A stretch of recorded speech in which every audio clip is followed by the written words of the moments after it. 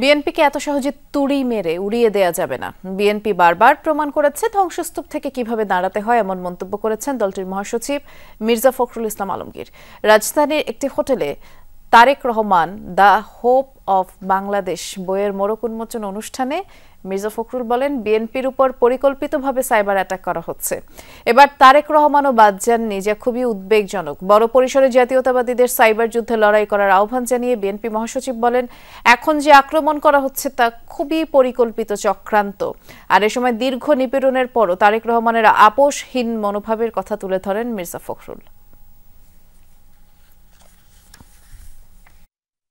একটা বড় রকমের আক্রমণের শিকার আমরা হয়েছি, সাইবার অ্যাটাক হয়েছে আমাদের উপরে। চতুর্দিক থেকে একটা পরিকল্পিতভাবে বিএনপিকে হেয় প্রতিপন্ন করবার জন্য, বিএনপিকে উড়িয়ে দেওয়ার জন্য, এবং সবচেয়ে মারাত্মক যেটা, ফর দ্য ফার্স্ট টাইম এবার আমাদের নেতা তারেক সাহেবের উপরে আক্রমণ হয়েছে।